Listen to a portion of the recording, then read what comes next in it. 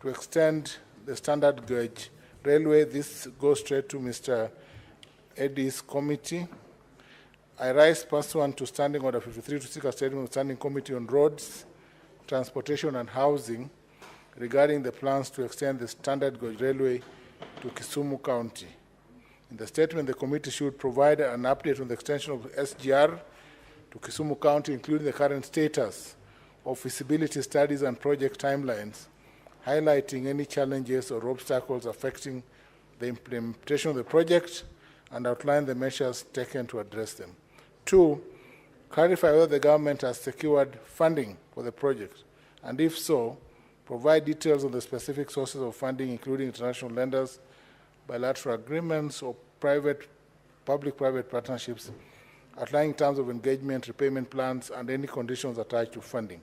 3, outline the economic and logistical benefits that the extension is expected to bring to Kisumu County, including impacts on trade, industrialization, and job creations, stating whether there are plans to integrate SGR with Kisumu Port and other transport networks. Lastly, state the number of people expected to be displaced along the SGR route to avoid a repetition of previous projects, particularly in Kisumu County, providing details on the resettlement and compensation plans developed by Kenya Railways Corporation, and explain the mechanisms in place to ensure fair, timely, and transparent compensation for those affected, highlighting steps taken to engage and consult the affected committees. Thank you, Mr. Speaker. Senator Mohammed Chute.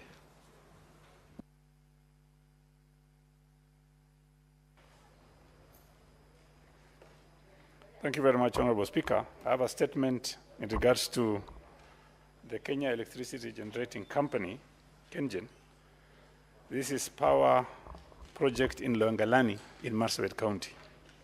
So, Speaker, sir, I rise pursuant to Standing Order 53-1 to seek a statement from the Standing Committee on Energy regarding the Kenya Electricity Generating Company wind power project in Loyangalani, Marsabit County.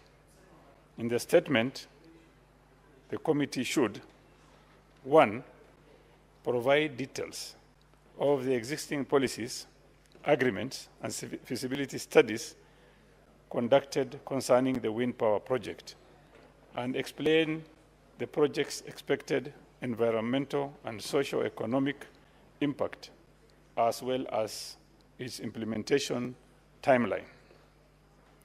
Number 2, provide information on the land use, specifying the total land area required for the project, the site selection criteria, and the projected electricity output. Number 3, explain whether power generated from the project will be fed into a national grid or allocated for local consumption. Number 4, outline the direct benefits of this project to the Loyangalani community, including proposed compensation for land use, employment opportunities, and infrastructure development, and disclose whether adequate public participation was conducted before implementation of the project.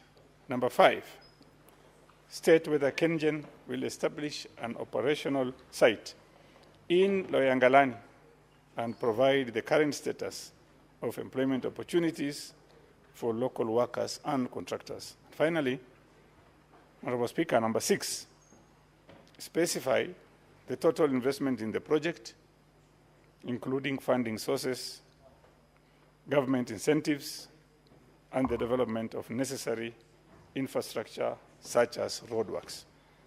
Thank you very much, Honorable Speaker. Statement pursuant to Standing Order 57-1, the Senate Majority Leader.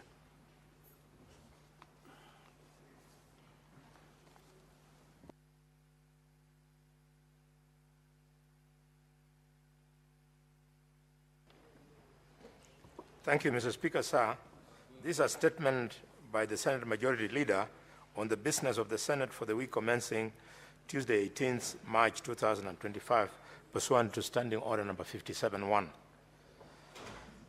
that pursuant to Standing Order number 57-1, I hereby present the business for the week commencing Tuesday, 18th March 2025. Before I make the presentation, Mr. Speaker, allow me to give the status legislative business pending before the Senate. Therefore, 1, 55 bills, 43 are at the second reading, and 12 are the committee of the whole. 31 motions, which are pending conclusion. 36 petitions are pending conclusion, out of which 17 are due for reporting by the respective standing committees, and 540 statements pursuant to Standing Order number 53-1 are pending conclusion.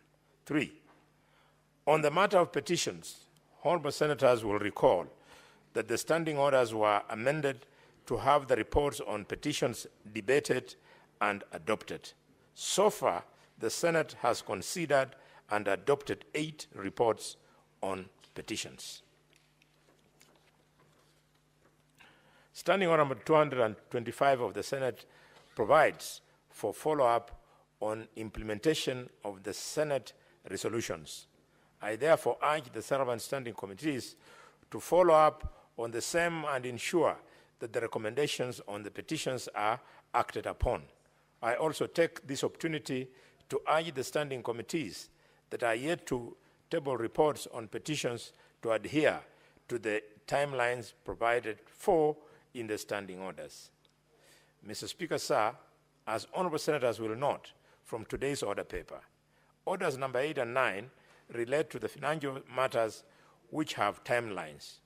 Additionally, number 10 and number 15 relate to business awaiting division. I therefore urge honorable senators to remain in the chamber for the consideration of the reports of standing committees on finance and budget, on the budget policy statement, and the medium-term debt management strategy, and the divisions schedules to be undertaken today. Mr. Speaker, sir, on 18th March 2025, the Senate Business Committee will meet to consider the business for the week. The tentative business for that day will include business not concluded from today's order paper, as well as the business indicated in the notice paper. The tentative business for the morning sitting of Wednesday, 19th March 2025, will include the scheduled questions to Cabinet Secretaries as approved by the Senate Business Committee, as well as motions. The scheduled questions include the following. Question number 08 to the Cabinet Secretary for Water, Sanitation and Irrigation on the status of compensation of landowners who granted wayleave for the Lower Guja Irrigation Development Project by Senator Eddie Okech, MP. Question 09 to the Cabinet Secretary for Water, Sanitation and Irrigation on the status of construction of Thwakef Dam in Makueni County by Senator Daniel Maonzo, MP. And question number 02 to the Cabinet Secretary, Ministry of Foreign Affairs and Diaspora on the repatriation of Kenyan refugees currently residing in Ethiopia by Senator Mohamed Said Chute, MP. Question number 024 to the Cabinet Secretary, Ministry of Defense on the involvement of the Kenya Defense Forces in internal security matters by Senator Professor Tom Ojienda, Senior Counsel, MP.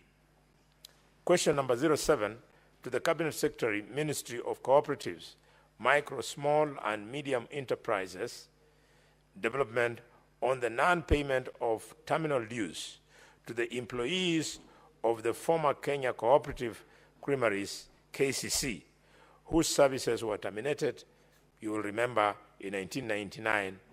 This question is by Senator Eddie Okech, MP.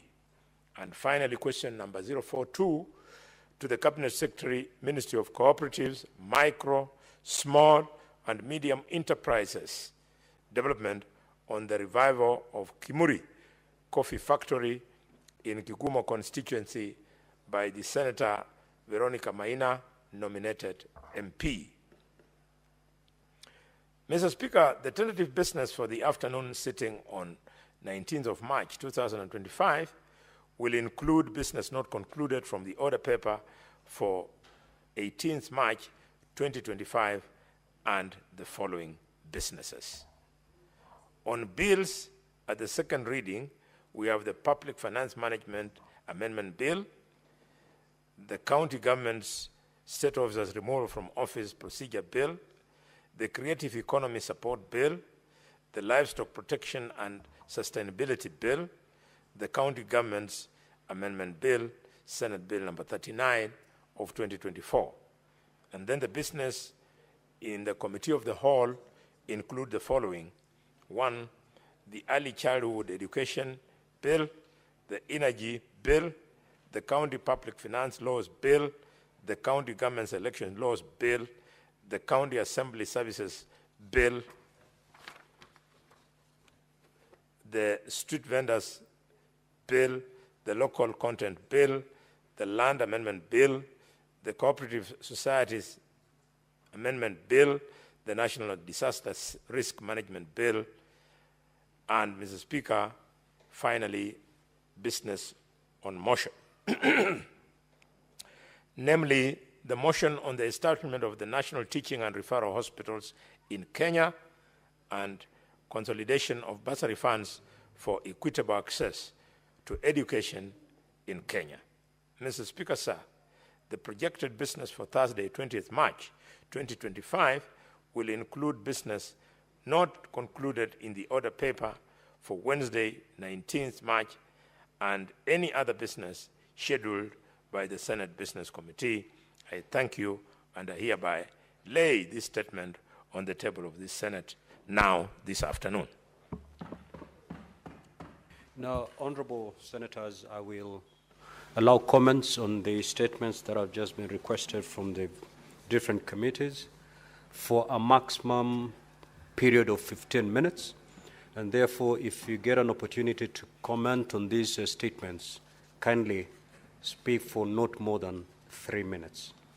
Senator Beatrice Akinyi. Senator Eddie Okech.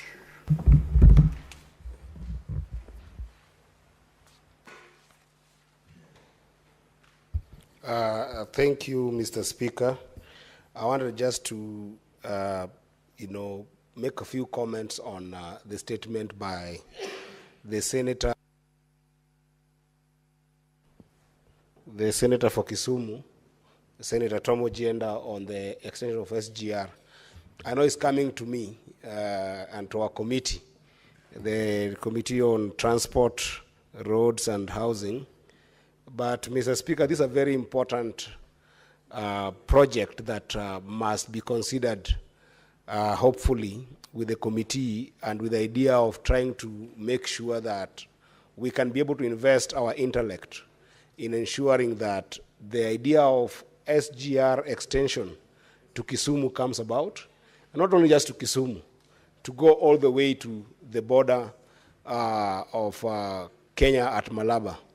Because, Mr. Speaker, SGR is a very serious economic stimulus project that will be able to open up the country. If you look at the country currently, Mariakani border is a very important part of the services of goods running around the country and across the country and across the continent. So is Migori County, where I come from, and so is Malaba border. And, Mr. Speaker, the conceptualization of SGR was mistaken because initially SGR was thought to be an efficient means of transport for goods more predominantly, but now it is becoming a critical integration for moving labor in our country. And, Mr. Speaker, I hope that with projects like SGR, we can envision how we can be able to move the labor so easily across the country. Even moving labor today in Nairobi alone has become a problem. And I wanted to wish us the courage, Mr. Speaker, that even as the committee will be looking at this, we start dreaming and having ambition of even one day having a metro service within Migori County, within Mombasa, within Malaba, and within Kisumu, and if possible, we start with Nairobi, so that we invest on proper movement of labor in this country and make it cheaper to commute and transact business. So this is something we look at very strongly, and I thank Senator Ojenda for bringing this up, and I hope that with the broad-based arrangement, this is something that will be able to open up the country for all of us to be able to contribute in this economy. Therefore, I support it, and Senator Ojenda, be assured that I'll take this matter very seriously together with the committee and make sure we give it justice. I thank you, Mr. Speaker. Senator John Kinyua.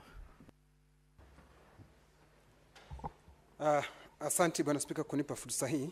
Nasimama kuchangia taarifa iliyoletwa na Senator Mondigi kuhusu hazina ya afya. Bwana Spika, wazee wengi ambao wamefikisha umri wa miaka 70 wanaishi kwa hali ya uchochole, hali ya umaskini, Bwana Spika. Kwa hivyo nataka kuunga mkono ya kwamba kamati itakapokuwa ikishughulikia hili jambo, ishughulikie kwa dharura, ndio wananchi wa Kenya ama wazee wetu ambao ni wakongwe waweze kulipiwa hazina ya afya na serikali, Bwana Spika. Kwa sababu hata zile hela ambazo wakongwe wanapaswa kupatiwa inakuwa ni vigumu sana kwao kupata.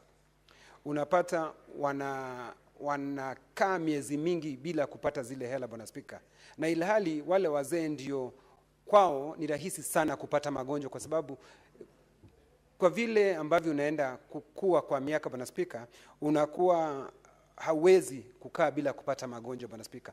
Wengi kila wakati wana madawa, Bwana Spika, ambaye hata kuyanunua inakuwa ni kazi ngumu. Si hao tu, Bwana Spika, hata walemavu, Bwana Spika, walemavu wanapata shida nyingi, kwa sababu hata kupata ajira kwao ni vigumu sana, kwa sababu watu wengi, ukienda katika gatuzi zetu, imeambiwa kwa asilimia fulani inapaswa kuandikwa kuajiriwa walemavu. Unapata hiyo haitendeki, Bwana Spika. Si hao, hata serikali kubwa, Bwana Spika, haiwaajiri walemavu, Bwana Spika. Kwa hivyo ni vizuri kamati itakapokuwa ikishughulikia jambo hili iangalie kwa kindani wakongwe wetu pamoja na walemavu wameshughulikiwa, Bwana Spika. Nataka kuunga mkono taarifa iliyotolewa tena na Senator Professor Ojenda, Bwana Spika, kuhusu reli kupelekwa moja kwa moja mpaka Kisumu, hata katika Malava, mahali mpaka wa Kenya na Uganda iko. Kwa sababu, Bwana Spika, hiyo itaongeza mambo ya biashara. Watu wataweza kusafiri kwa urahisi, na nchi yetu ya Kenya, Bwana Spika, mahali ambapo itakapopitia sehemu hizo, utapata ya kwamba biashara zitaimarika, na wale ambao wengine ambao hata walifikiria kwamba sehemu zao ni kama zimewachwa, zitafunguliwa reli itakapopitia pale, na watu wengi wataweza kutufaika. Bwana Spika, nashukuru. Senator Faki. Asante Mheshimiwa Spika, pia mimi kunipa fursa kuchangia taarifa kuhusiana na milipuko ya mitungi ya gesi katika miji tofauti tofauti. Mheshimiwa Spika, nimpongeze Senator Ojenda kwa kuleta taarifa hii ambayo imekuja katika wakati mwafaka. Mheshimiwa, kule Mombasa kila siku kuna moto isiyopungua 2-3, na mingi inasababishwa na milipuko ya gesi. Na mara nyingi Mheshimiwa Spika, japokuwa kuna ongezeko la matumizi ya gesi kwa matumizi ya kinyumbani, hakuja kuwa na mfumo wote wa kuwasaidia wale ambao wanatumia gesi hizi kupata elimu kuhusiana na matumizi hayo. Kwa mfano Mheshimiwa Spika,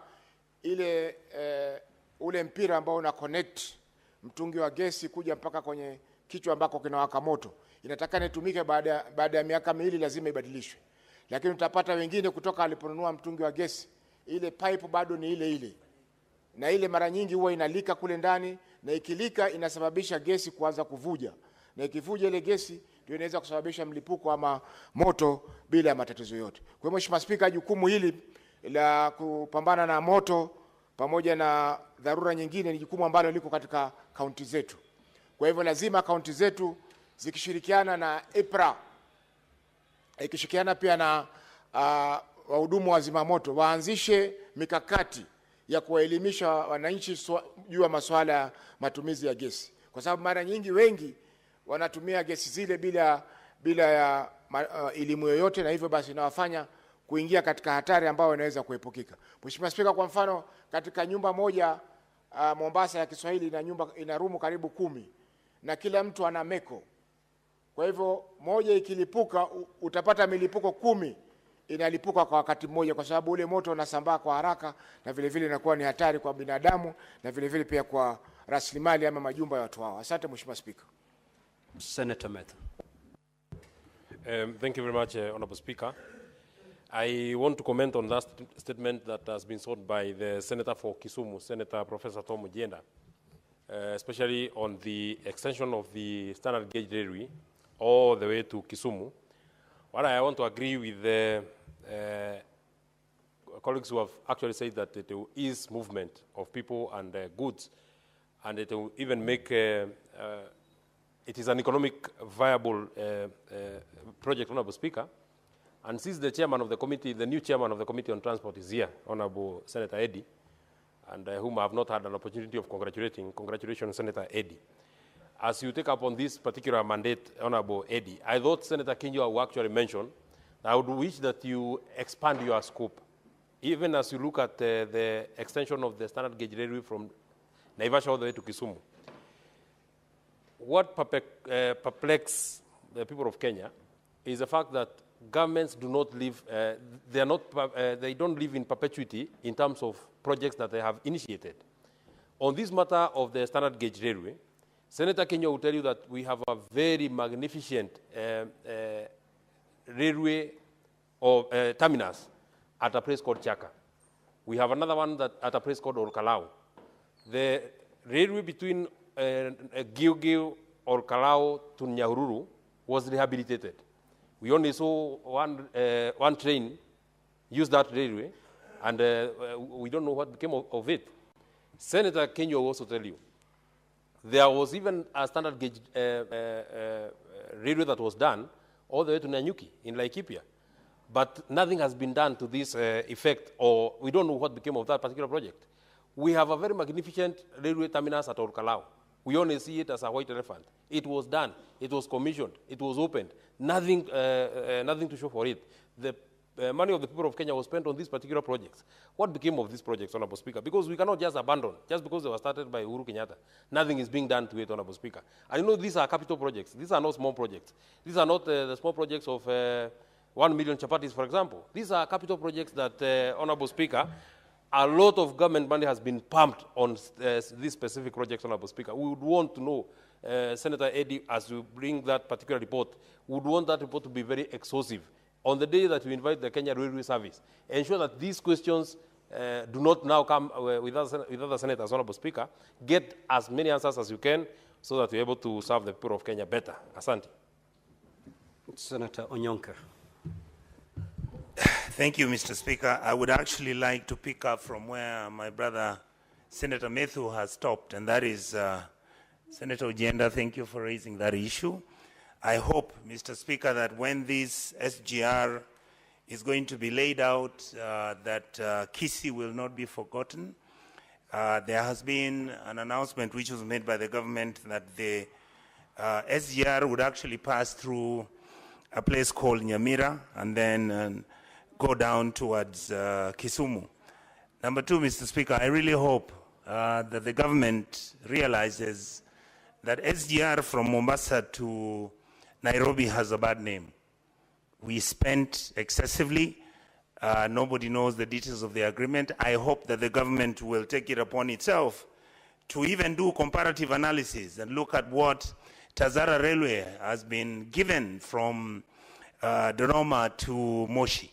It is important that we compare what our brothers in the East African region have been given, so that then we can look and see whether we are getting value for money. If this project is complete, as the Senator of Kisii County, I would be extremely happy, because at least I'll be taking the railway line to Kisii when the Mai-Mahiu line, Honorable Halwale, when it's not working. The second issue I would like to seriously look at, Mr. Speaker, is the question as a statement that has been sought by Honorable Chute. Honorable Chute, with all accolades, this is an important question. Lake Turkana Wind Power has been generating power from Samburu for the last 7 years. The amount of money they make, nobody knows. The amount of capital investment which was done, nobody knows. There was a standard agreement between the amounts to be shared with the local community under the 30-70 rationale. That hasn't been made very clear. And the information that some of us, Mr. Speaker, are getting is that Lake Turkana Wind Power is now basically providing CSR services, do toilets, provide one borehole here and there, and yet the amount of land that Lake Turkana Wind Power took is more than 170,000 acres of land. The community and the people in this area have never been compensated since this project started. The owners of this company, it's assumed they are foreigners. I used to believe that the local community at least should have been given even one simple director, or even make sure that some of the children from these areas can be taken to university so that one day they'll take over the running of the project. Secondly, Mr. Speaker, KenGen is now, they want to do a second phase of this project.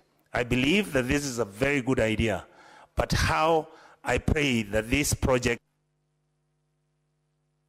Give the Honourable Senator 1 minute to conclude his remarks. Thank you, Mr. Speaker. How I wish that these projects can be open, transparent, at least, Mr. Speaker, not to all Kenyans, not to all senators. We have the Transport Committee.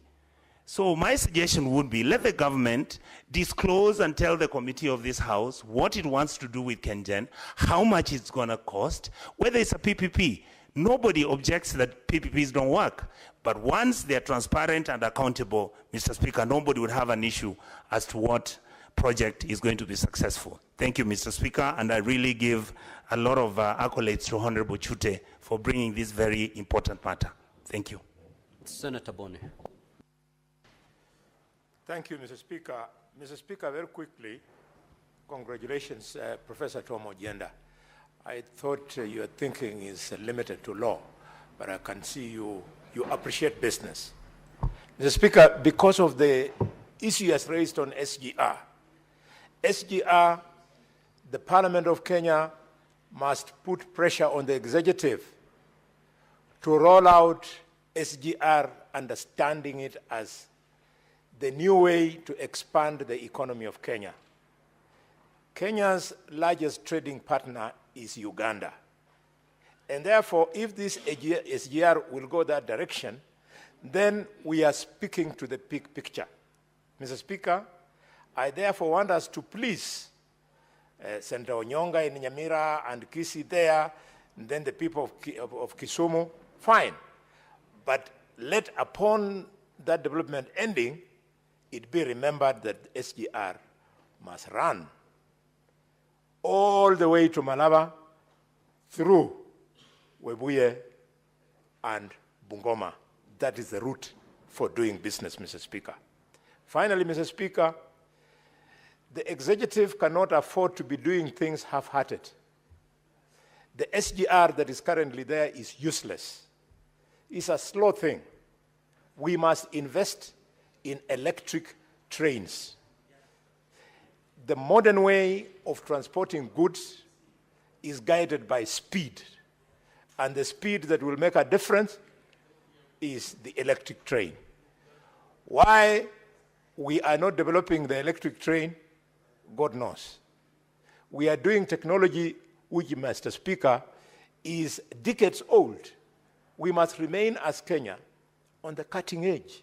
We do modern things quickly. Finally, Mr. Speaker, governors, you are not doing us a favor. I want to address our good governor of Nairobi. I can see you have totally lost focus. The purpose of the governor of Nairobi is not to feed people. The purpose of the county government of Nairobi is to open up the economy of Nairobi. Mr. Speaker, the governor of Nairobi should not be talking about chapatis. He should be talking about underpasses, overpasses, metros. That is the future. The people you will employ in those areas I've mentioned will feed their children. So when I see him talking about chapatis, I say, this thing of saying that the youth should ascend into leadership is a lie. Thank you, Mr. Speaker. But it is true. He's talking about chapatis. Sotsi. Senator Sotsi. Thank you, Mr. Speaker. Mr. Speaker, I want to make a comment on the statement by Senator of Kisumu, Senator Ujenda, on the extension of the standard gauge railway to Kisumu. Mr. Speaker, Senator Ujenda has raised very fundamental issues as far as this project is concerned. I am aware, Mr. Speaker, some public participation has already been conducted involving even my county as far as this standard gauge railway project is concerned.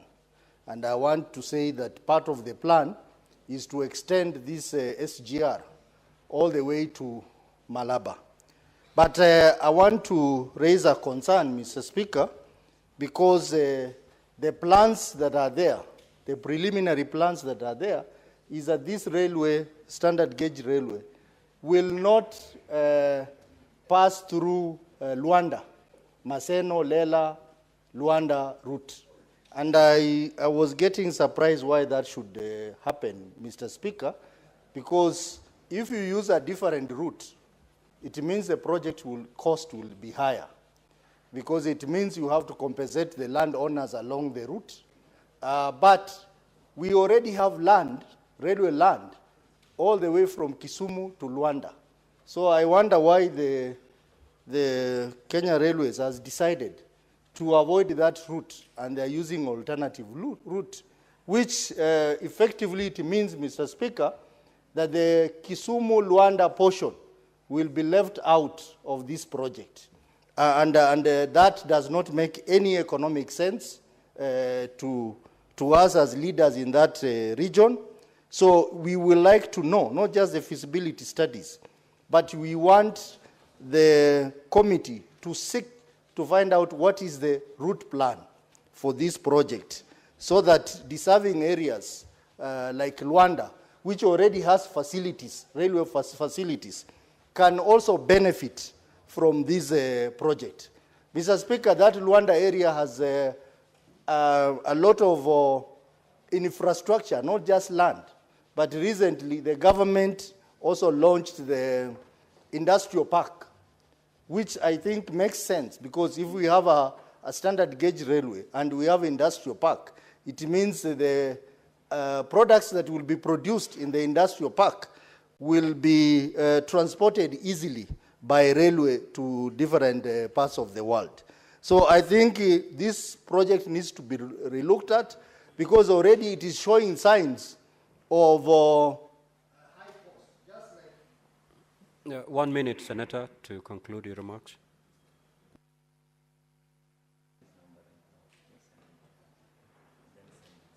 already it is showing signs of high cost, because clearly the planners of this, the plans they have in mind is to try and divert the railway line to areas where they can have land negotiated and bought, and leaving out areas which already have land, like the patch between Lela, Maseno, and Luanda.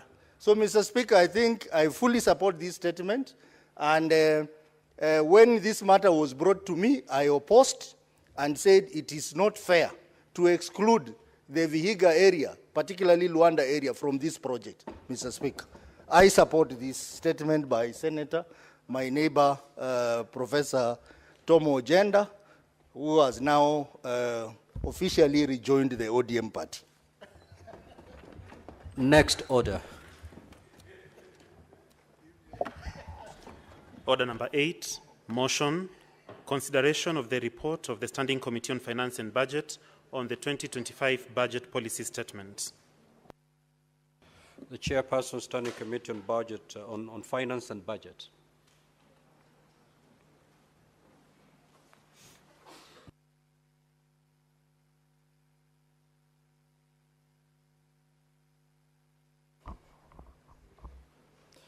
Thank you very much, Mr. Speaker.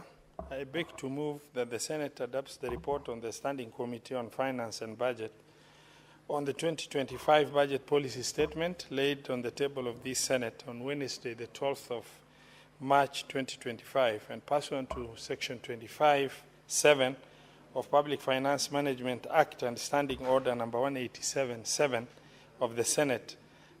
Senate approves the 2025 Budget Policy Statement. Mr. Speaker, Section 25(2) of the Budget of Public Finance Management Act, Cap 412A, provides that the National Treasury shall submit to Parliament the Budget Policy Statement on or before the 15th of each year. Mr. Speaker, pursuant to these provisions, the National Treasury and Economic Planning submitted the Budget Policy Statement to Parliament on the 13th of February 2025. Subsequently, the 2025 Budget Policy Statement was tabled in the Senate at its plenary sitting held on the 13th of February 2025 and thereafter committed to this committee for processing. Mr. Speaker, the Budget Policy Statement is a government policy document that sets out broad strategic priorities of government and how to fund them, including borrowing. Mr. Speaker, the Budget Policy Statement ordinarily contains an assessment of current state of affairs of the economy, including the macroeconomic forecast, as well as priorities of the government in terms of the current pillars of growth and strategic directions. It also includes the financial outlook concerning government revenues, expenditures, as well as also a borrowing framework to finance the budget over the next financial year and over the medium term. Mr. Speaker, it also includes the proposed expenditure limits for the national government, including Parliament and Judiciary, as well as the shareable revenue indicative for county governments. It also includes the fiscal responsibility principles and objectives over the medium term, including limits on the total debt. Mr. Speaker, sir, the committee engaged with various stakeholders, and among them, the Commission on Revenue Allocation, Council of Governors, Institute of Certified Public Accountants, the Budgetary Hub, the County Assemblies Forum, the Institute of Public Finance, HENET, the Institute of Economic Affairs, Okoa Uchumi, and we engage with 13 constitutional commissions and independent office and 2 independent offices. And members of the public, Mr. Kelvin Ronyo, Mr. Peter Njoroge, and Mr. Eliud Matindi have also submitted their memorandum to the committee. Mr. Speaker, sir, the theme of 2025 Budget Policy Statement is consolidating gains under the bottoms-up economic transformation agenda for inclusive green growth. The Budget Policy Statement envisions the global economic growth.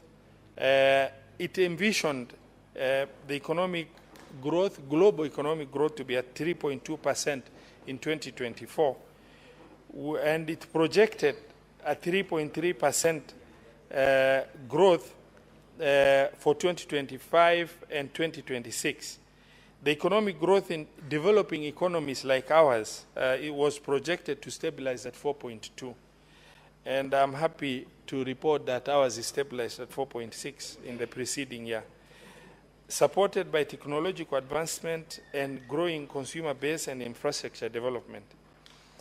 Mr. Speaker, sir, the National Treasury projected initially the economic growth for 2024-2025 at 5.6, but the actual performance declined to 4.6 for that projection.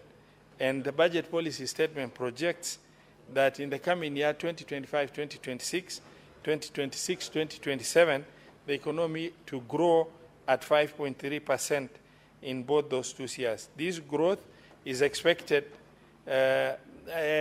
improvement from 4.6 is attributed to expected agricultural performance favorable in the current financial year to continue in the coming financial year, supported by also government policies such as subsidized fertilizer and also stabilization of our currency.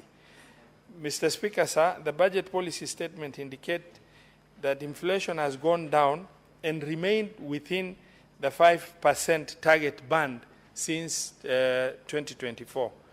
It was primarily driven by substantial drops in energy prices across, which is global, and ongoing modernization of, moderation of food prices.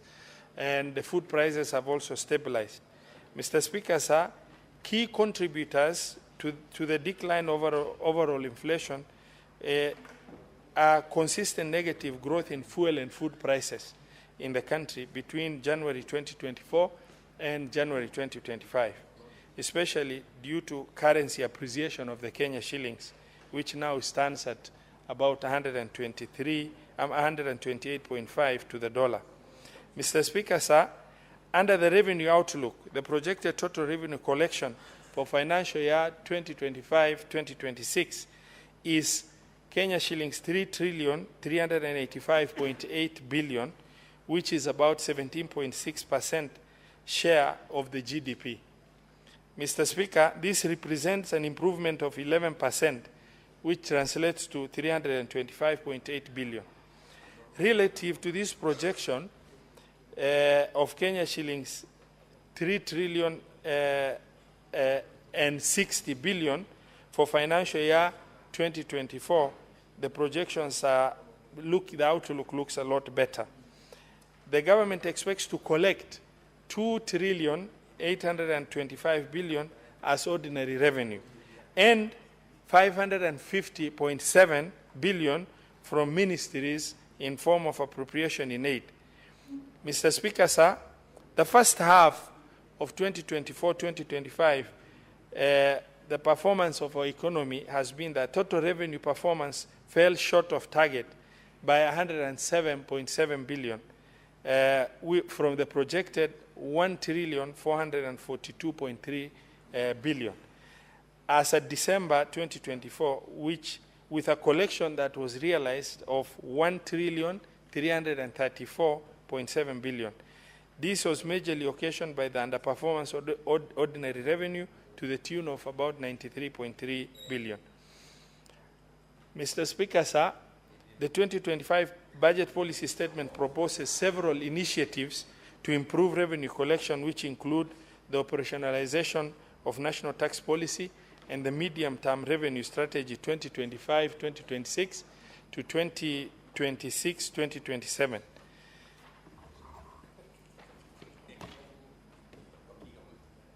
Mr. Speaker, sir, the proposed overall budget for the financial year 2025-2026 is projected to be at 4,336.1 billion, which is 9.8%, translating to 387.7 billion, above the approved expenditures in Supplementary Estimates 1 for financial year 2024-2025. The main drivers of the increase in the proposed expenditure, Mr. Speaker, are the national government ministerial expenditure, which is set to increase by 11%, which translates to 261.6 billion. Increased expenditures under consolidated fund, CFS, of 131 billion, and the projected fiscal deficit for financial year 2025-2026 at 831 billion, which stands at 4.3% of the GDP. From the actual borrowing for financial year 2023-2024, which was 880.5 billion. Mr. Speaker, sir, the shareable revenue, ordinary revenues, is expected to grow from the projection of 2,575.9 billion at the end of financial year 2024-2025 to 2,835 billion in the financial year 2025-2026. Out of this, the budget policy statement proposes to allocate 405.1 billion to county shareable revenue, which is equivalent to 14% of the shareable revenue, translating to about 17 billion increase from the current 387.4 billion allocated in financial year 2024-2025. Mr. Speaker, sir, the government proposes an additional allocation to county government to the tune of 69.8 billion in the financial year 2025-2026 as additional revenues to county government. The additional resources are conditional grant translating to 12.89, which is directly by the national government, and proceeds from loans and grants from development partners translating to 56.91 billion. Mr. Speaker, sir, in the financial year 2025-2026, the government proposes to allocate 10.5 billion to equalization fund, out of which 7.8 billion is the 0.5% constitutional requirement and 2.7 billion as contributions towards arrears of equalization fund, which has never literally worked, and the arrears now stand at almost 39 billion. Mr. Speaker, the fiscal risk relating to county government also has been indicated in the budget policy statement. From a projection of 80.9 billion of ONSA's revenue collection, the county government for financial year 2023-2024 only managed to collect 58.9 billion, which is which indicates a revenue shortfall of 22 billion. Mr. Speaker, the committee held a total of 12 sittings to deliberate on budget policy statement and made several observations, which include the proposed revenue mobilization strategy as contained in the budget policy statement for 2025-2026 is similar with the one that they proposed in 2024-2025 budget policy statement, which raises concern about the effectiveness of these initiatives in regard to expected robust revenue performance as projected by the BPS. Mr. Speaker, the planned borrowing of 684.2 billion from the domestic market and 146.8 from the external sources to finance the projected budget deficit of 831 billion for financial year 2025-2026 may lead to crowding out private sector lending, as banks will prefer lending to government over the private sector, which also poses a major risk to the private businesses in the country. The most preferable situation is that of larger borrowing from the international lenders and limit the borrowing from the local market. Mr. Speaker, sir, the ordinary revenue is projected to grow by about 10%, which is an increase of 259.1 billion. However, despite this overall growth, the county equitable share for financial year 2025-2026 is proposed to increase by a paltry 17.7 billion. Mr. Speaker, in December 2024, the Intergovernmental Relations Technical Committee, IGRTC, identified and delineated and transferred several functions to county government. However, the Budget Policy Statement 2025 does not outline a framework for allocating resources to the transferred functions, which is necessary resources to support these functions. The absence of clear policy direction contradicts the principle that resources follow functions, potentially hindering effective service delivery at the county level. Mr. Speaker, the government intends to scale up funding for road sector, including financing and settlement of pending bills. The road sector, as you know, is very, very key to mobility and economic performance of this country. However, Mr. Speaker, there are limited finances and there has been accrued pending bills by both levels of government. However, in this regard, the budget policy statement has not brought out that aspect of, the clarity on the borrowing. That is the infrastructure bond that is intended to be floated, that to be financed by about the 7 shillings per litre increase that was projected for the road to be able to settle the road sector pending bills. For the road sector, including using part of the RMLF as security to borrow and raise additional funds of about 175 billion to pay pending bills. Mr. Speaker, it's not only the national government that has pending bills on the road sector. The county governments also have pending bills. The additional 7 shillings following the rise of the levy from 18 to 25 in July last year, and which is intended to finance the bond to collect about 175 billion. This major shift means front-loading the use of RMLF by accessing quantum amounts now and use the periodic collection to offset the facility.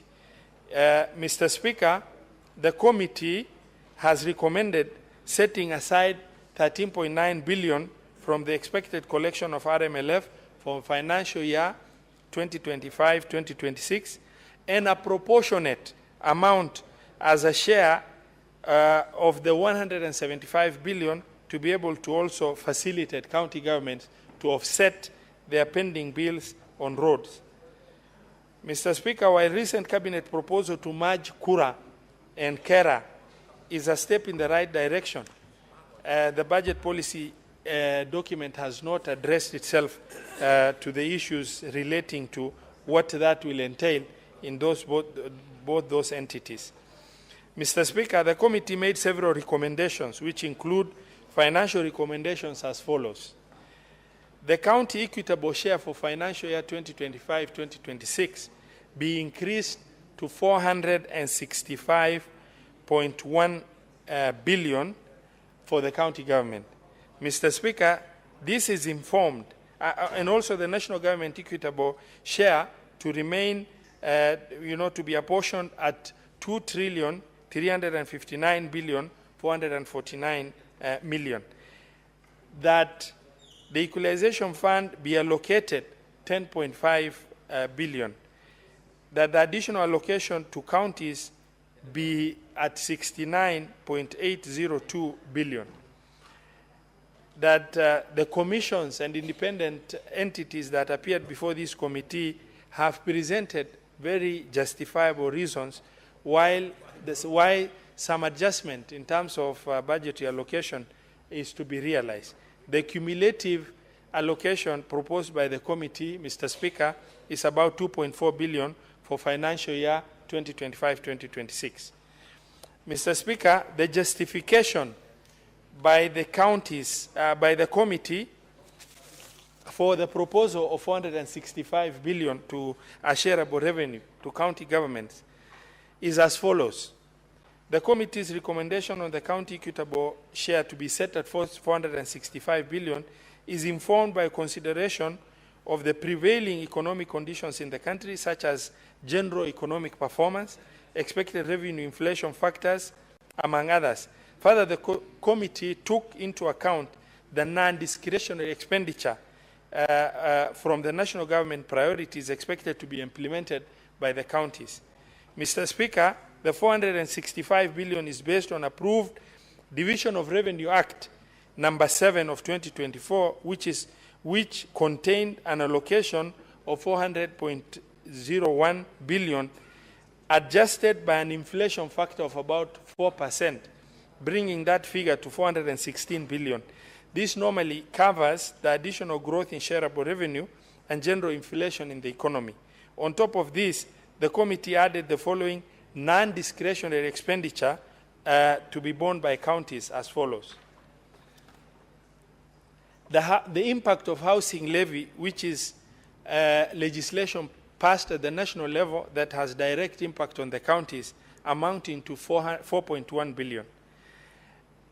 Contributions to NSSF, which was enhanced, that translates to about 6 billion. Matching allocation on county aggregation industrial parks, which is a national government priority project meant to improve the market situation within the country, amounting to 11.8 billion. Matching allocation to community health promoters, which was a pronouncement of the national government, which is shared on 50-50, amounting to 3.23 billion. An annual wage increment in the IPPD system, which happens automatically, amounting to 6.3 billion cumulatively for the 47 counties. And basic salary increment, as per the Dr. CBA 27/2021, execution of return to work formula of 3.5 billion, all totaling to an extra 34.9 billion, which is required to be financed by the counties. Mr. Speaker, at this juncture, allow me to inform or bring to the attention to the Senate that from the time we suffered COVID-19, shareable revenues to county government have stagnated. For 2 financial years, it remained 370. Then there was marginal adjustment that moved it to 385. And then the only reasonable movement upward was when we proposed 400, and that was later through an amendment to Division of Revenue Act brought down to 387.7, meaning the county governments for an approximate almost 4 to 5 years have not realized any substantive revenue increase, while the revenues of government have continuously performed well in terms of increment year after year, which justifies the certain position that, the position that we as the committee recommends for the House to adopt. Further, it is expected that sharing of equitable revenue among counties in financial year 2025-2026 shall be used based on the proposed 4th basis of revenue sharing, which, based on the controversies that crowded the 3rd basis of revenue sharing in this same Senate, we envisage a challenging situation ahead. And because of that, the committee in its wisdom has proposed 14 billion to cushion all counties from transitional effects of the new basis of revenue sharing. All these add up to 465 billion, and hence the committee recommends the House to adopt this county equitable share for financial year 2025-2026. Finally, Mr. Speaker, I appreciate all stakeholders who appeared before this committee. Other than our traditional stakeholders, Mr. Speaker, we have engaged with 13 constitutional commissions and 2 independent bodies for the first time.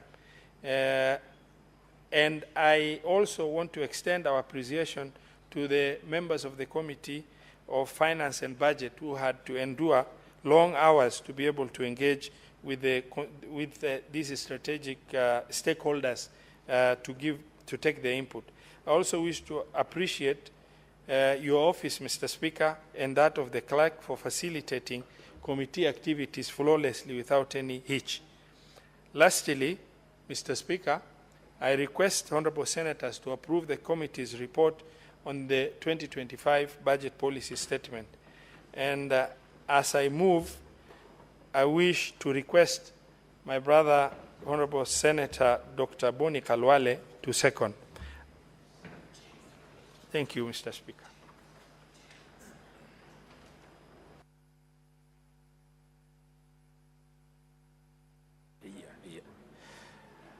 Mr. Speaker, sir, I rise to second this motion.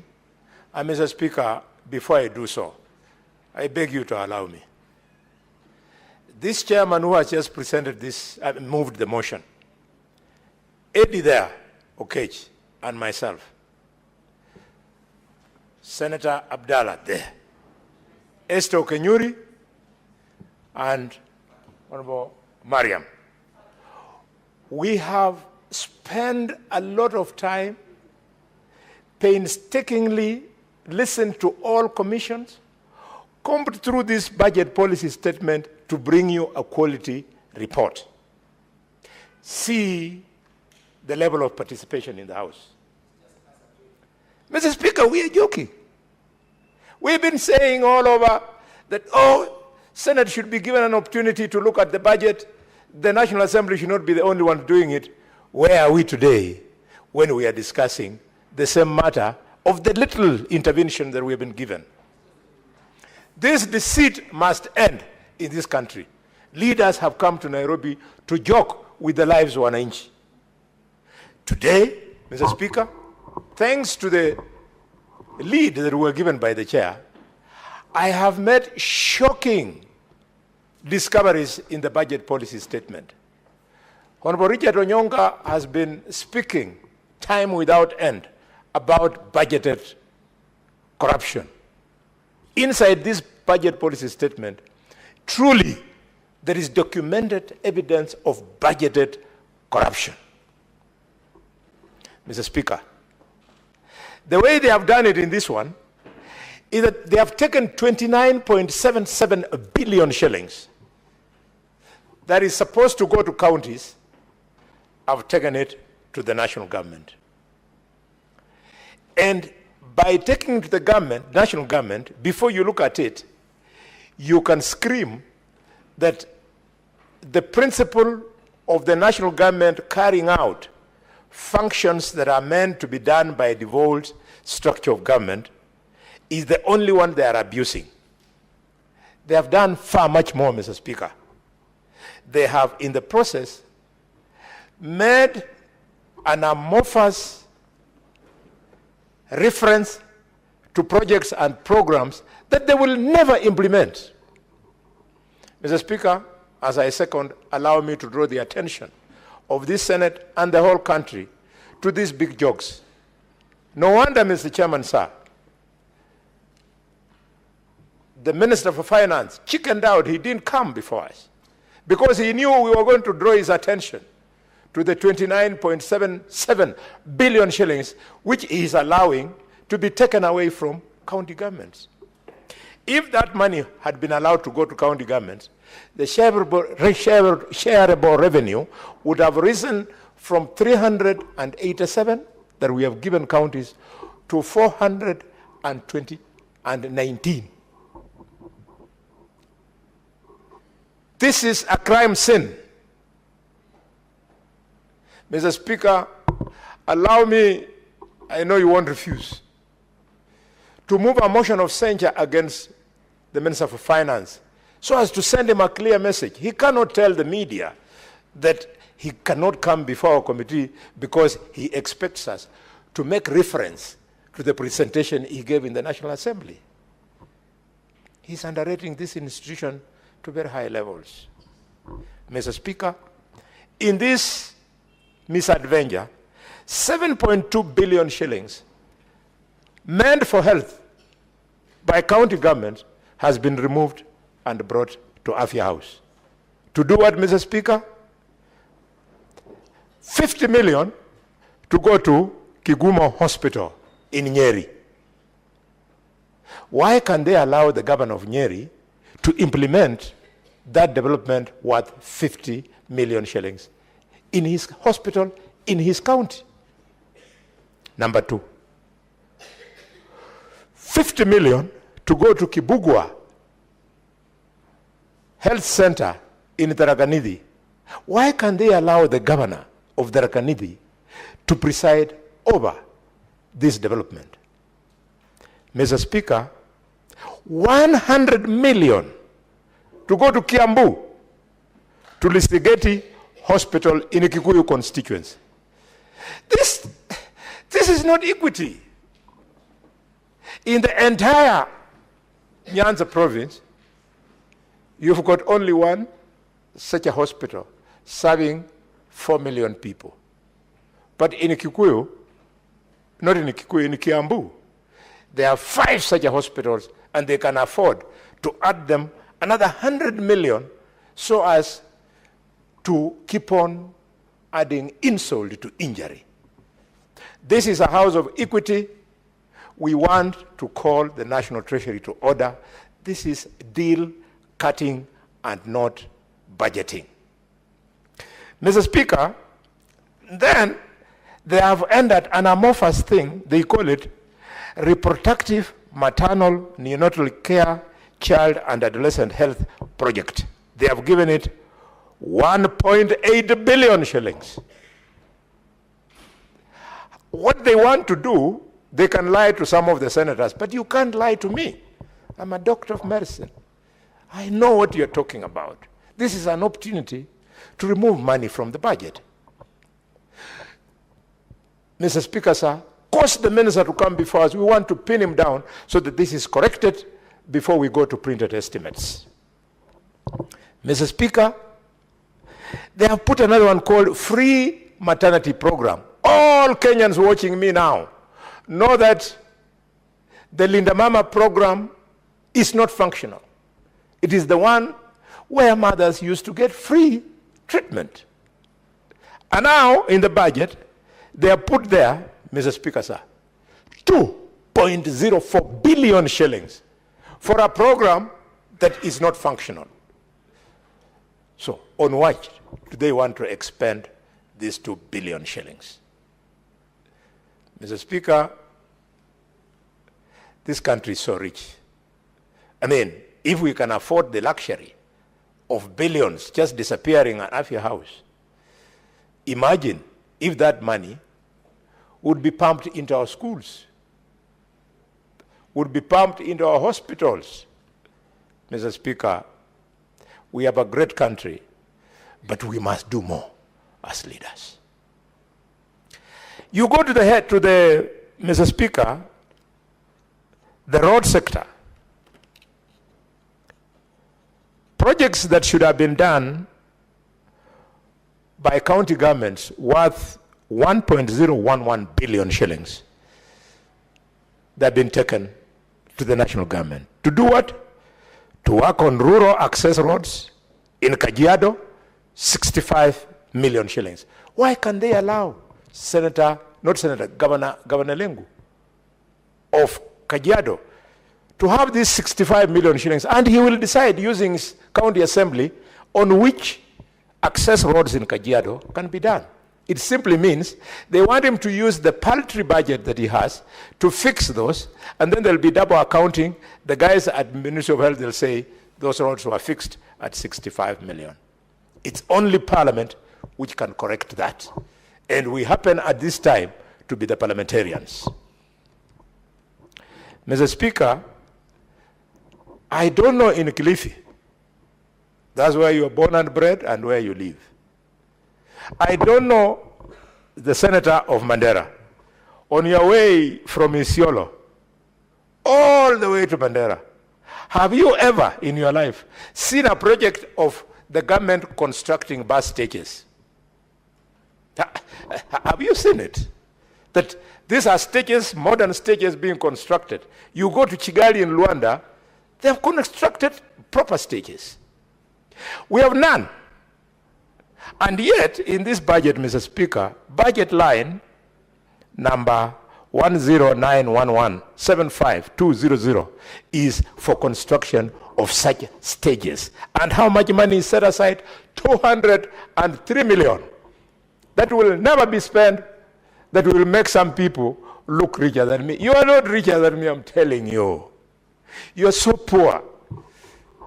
You're going to go to your graves with a big debt of 203 million, and I'll walk to heaven with no debt of stolen money. Mr. Speaker, we cannot allow the executive to get away with this. 203 million to construct bus stages, and yet you have never seen one in Kilifi, Migori. I don't know whether you've seen. I have served this country, Mr. Speaker, as a doctor in Kwale County, Mombasa County, Kisii County, Nairobi County, Kirinyaga County, and Kakamega County. I have never seen bus stages being constructed. This is theft. Mr. Speaker, sir, I want to conclude by speaking to 300 million, which again has been gutted from the devolved structure of government. And that 300 million, they are telling us they are going to use it on enhancing community resilience and water security. Please, take this 300 million, take it to Turkana, or let Turkana share with Marsabit, so that they give our children their water, children of God. The women in Turkana spend their entire lives looking for water. They cannot be economically productive in their families.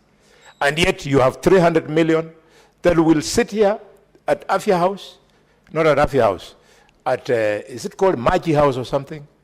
At the Ministry of Water, and guys are going to share it, and our children will continue scavenging for water in Lodwar, in Kibish, in all those places, and yet the resources of the Republic of Kenya can support this. Mr. Speaker, I hope colleagues will do us a favor. If you want us to continue working for you, colleagues, as a Committee of Finance, then please be here when we bring you the report of our work. Otherwise, Mr. Chairman, I will not be coming to your meetings at 8:30. I mean at 7:30, missing breakfast with my toothless daughter. When I see her toothless mouth as I eat, I feel very nice. But you deny me that chance because I'm coming to do this work, which looks like is thankless. Mr. Speaker, with those many remarks, I second.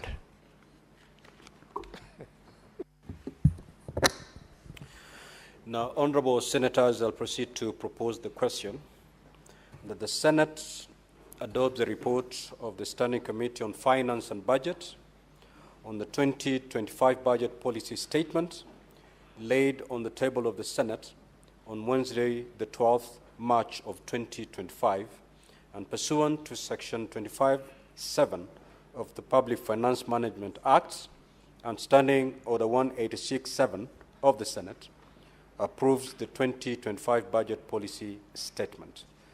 Now, the floor is open. Senator Eddy.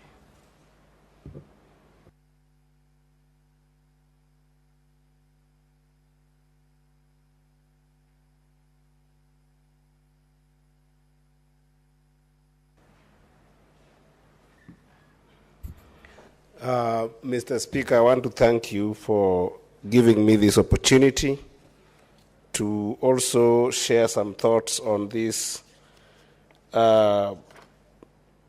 BPS for this year.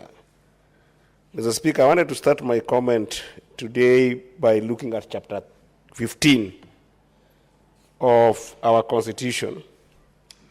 And chapter 15 of our Constitution, Mr. Speaker, is dedicated to commissions and independent offices. And Mr. Speaker, this chapter says that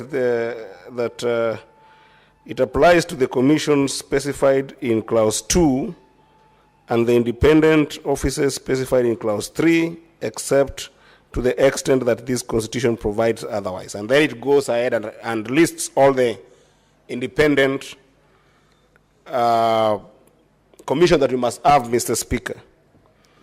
But then further to chapter 249 of the Kenyan Constitution, we are provoked as a country to think about the objects and authority, and further even on the funding of these commissions, the independent offices that we have established as a country. And Mr. Speaker, there is a reason as why we have got these independent institutions. Because if you look at pre-2010, it was very difficult to predict graft, arrest graft, deter graft, and most importantly, eliminate graft in the country, Mr. Speaker. And if you look at the way all the commissions are structured, they're indeed structured to be independent to the extent that you can be able to stop graft in the country. But Mr. Speaker, this House, since inception in 2013, has done disservice to Article 249 of the Constitution. Because in Article 249 of the Constitution, it talks about 249.3 that Parliament shall allocate adequate funds to enable each commission and independent offices to perform its function, and the budget of each commission and independent offices shall be a separate vote. What this means, Mr. Speaker, is that while in the mind of our colleagues in the National Assembly, the Senate is not supposed to participate in the budget-making process in terms of active allocation and in terms of thinking about strong money bills that come out of this House, as Mr. Speaker, this particular article of the Constitution makes it mandatory that the Senate must indeed participate in this process. And I want to congratulate this committee because for the first time, Mr. Speaker, all the commissioners were invited as partners to be able to submit and to be able to give this a bird's-eye view position on the challenges they are facing in the budget-making process. Why am I highlighting this, Mr. Speaker? I'm highlighting this because the CS of Finance and Budget, who actually used to be my party chairman, disparaged this committee by not showing up to be able to listen to what this committee has as concerns in this budget-making process and the budget policy statement that is going to be a crux of what is going to inform the finance bill that will come in the next few coming months, Mr. Speaker. So it's so wrong for my former chairman of ODM and the current CS, John Mbadi, not to pay attention to what this House has to be able to contribute to this budget-making process. Mr. Speaker, it's so bad to the extent that if you look at the submission made by, for instance, the control of budget, one of the biggest problems that we have been struggling with as a House that is supposed to do oversight on counties is the issue of automation of processes of requisition of money going to our counties. And Mr. Speaker, this is how this process works, which is why, Mr. Speaker, if you look at this report, the committee has actually recommended significantly marginal increase on the money that is being given to these commissions. We have recommended about 10% on average to all the other commissions, and I think that the commissioners, I hope they are listening to this House, that they must be added money to effectively make sure that there is no graft in our county. And there have been added money to make sure that there is no graft within the nation of Kenya.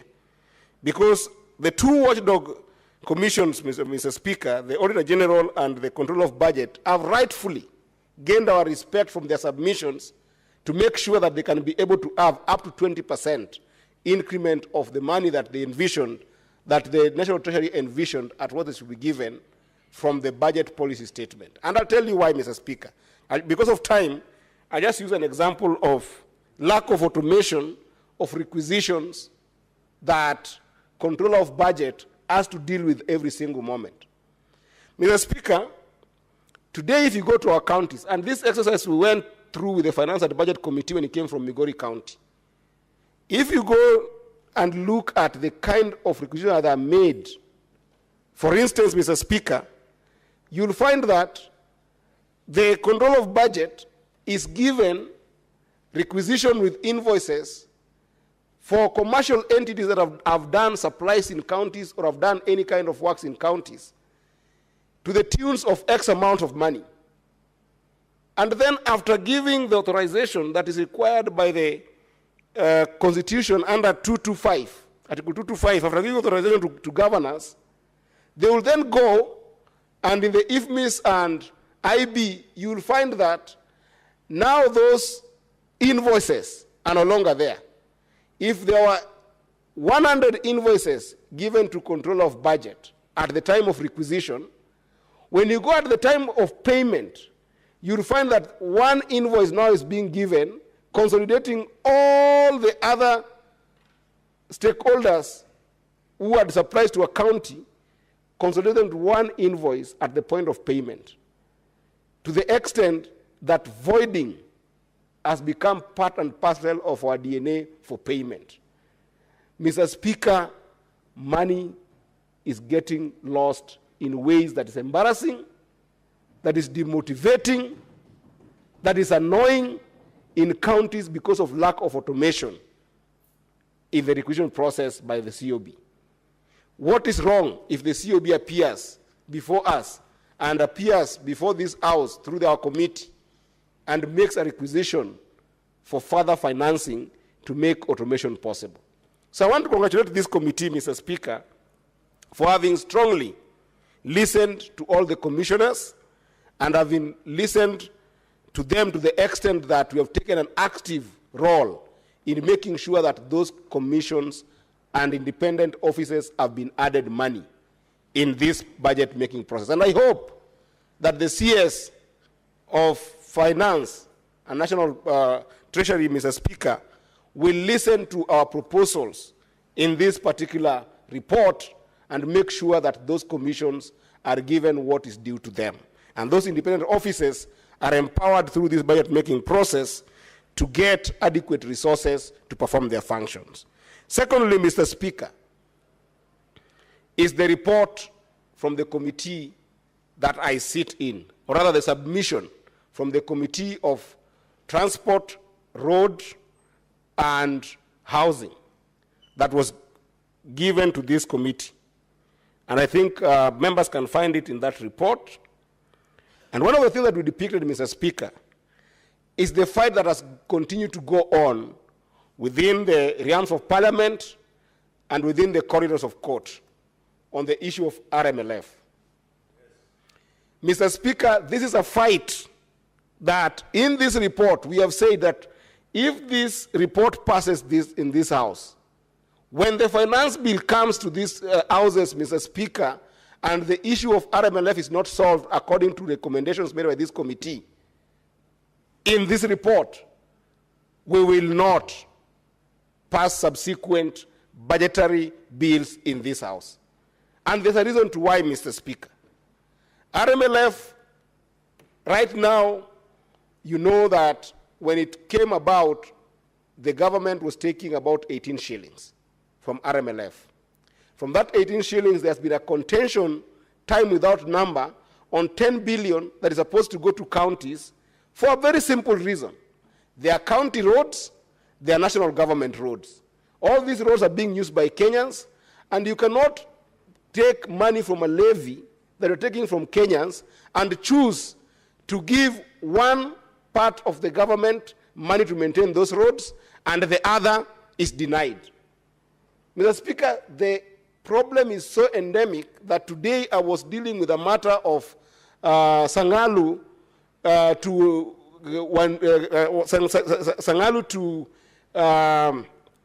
it's called what? Where Senator Sifuna comes? The home of Senator Sifuna. Kandui. Mr. Speaker, there's a road there that is extremely important for the performance of businesses in Bungoma County. It's just about 6 kilometers worth of road. It's a national road, the Sangalu-Kandui Road. And that road, it was given to county government to do it, and it is taking a hit on county government because it needs about 1.2 billion to be able to do that road. That 1.2 billion, Mr. Speaker, is taking a hit on the county government of Bungoma. The county government of Bungoma has struggled and paid 512 million to start that road. And it has been tarmacked halfway, Mr. Speaker. But then, when you look at the portion that the national government was supposed to do, Mr. Speaker, that has made that road stall, and now forcing the county government of Bungoma to start thinking about budgeting in this year's budget to put another 212 million to be able to continue with the construction of that road, Mr. Speaker, it is unfair. Yet if you look at RMLF, Mr. Speaker, it is continued to be a battle, and a battle that we are not winning, but in this time round, Mr. Speaker, I think we should win it. Mr. Speaker, you remember last year on RMLF, there was another levy that was increased on the same fund, Mr. Speaker. 7 shillings that was added on motorists. That 7 shillings, Mr. Speaker, was to further enable RMLF continue being strong in terms of financing maintenance of these roads, Mr. Speaker. That means that today we are taking up to 25 shillings out of Kenyans to fund RMLF. But now, Mr. Speaker, in this BPS, the 7 shillings is actually not proposed to go and take care of roads that are supposed to be maintained. What is happening, Mr. Speaker, is that the 7 shillings has been put into a road bond, and that road bond has been floated into the capital markets, and I think that already Trade Development Bank and other banks are participating, so that the bond is going to help the national government deal with the backlog of pending bills on existing projects. Because currently, Mr. Speaker, the national roads have got a pending bill of about 175 billion. That 175 billion, Mr. Speaker, out of it, we have got project-affected persons who are still claiming about 39 billion out of this. And it means, Mr. Speaker, that if it is not solved, it becomes a crisis. Yet the solution for solving it, Mr. Speaker, again is RMLF, where the 7 billion has now been put into road bond. Now, the fundamental question we are asking is very simple, Mr. Speaker. If the levy is taken on all Kenyans, why can't the bond also be divided between the national government and the counties, so that counties who are also having serious pending bills, like Bungoma that I've just quoted, that has got about a pending bill of 212 million on the Sinyalu, Sangalu, Kandui Road, why can't they also get a fair share of that road bond to be able to deal with county governments' stuck roads and pending bills that are related to roads that are maintained by counties? It is in our report, Mr. Speaker. So on RMLF alone, Mr. Speaker, we are urging the House that the report is recommending 13.9 billion that must go to counties, on RMLF, because they deserve it. And we are recommending that we must also make sure that the road bond is shared with counties, Mr. Speaker. Mr. Speaker, as I finish, I want to echo the thoughts that have been shared by my brother, Senator Boni Alwale. And Mr. Speaker, perhaps before I finish, this is such an important issue that I'm realizing that there are no members in this House, Mr. Speaker, to discuss, and there's only members of the Finance and Budget Committee. So I don't know whether under standing order number 1, Mr. Speaker, perhaps you could rule that we're given more time to give the nation some ideas of what is going on. Because if there are no members in the House, and this is a very important issue, and I only have my 20 minutes, and I can do justice to this particular BPS with another 5 more minutes, Mr. Speaker, it's up to your discretion, Mr. Speaker. But I know you've been a very generous speaker to us in this House. Perhaps you'll consider. But as I said, Mr. Speaker, the issue of budgeting for national functions vis-a-vis county functions, Mr. Speaker, is something we must confront. Under Schedule 4 of the Constitution, Mr. Speaker, it is very clear, like day, what belongs as a functions of counties and what belongs as a functions of national government. This behavior, this conundrum of national government consistently hiding hiding county functions in the budget-making process and taking it to the national government instead of financing counties, Mr. Speaker, this is why this House was formed. This is why Article 96 of the Constitution exists, Mr. Speaker, to protect the interests of counties, to protect the ideology of devolution. Mr. Speaker, you cannot have 22, in fact, I want to be very precise, Mr. Speaker, that I want to invite this House to 29 billion 774,229,484 shillings. That is money that has been budgeted by the national government on purely county functions. There is no any excuse structurally, ideologically, financially, operationally, politically, in whichever form you take it, Mr. Speaker, even in economic policy, there is no any excuse to have these monies go to national government. Mr. Speaker, we can't allow this. These 29 billion, Mr. Speaker, must go to counties. It must go to counties. And Mr. Speaker, in the spirit of the agreement, the cooperation agreement that President Ruto and Honorable Raila Amolo Odinga signed recently on the idea of entrenching devolution, promoting devolution, empowering devolution, making sure that devolution can work, Mr. Speaker. They said that there's a possibility of concurrence between Parliament and the executive to even give counties 450 billion.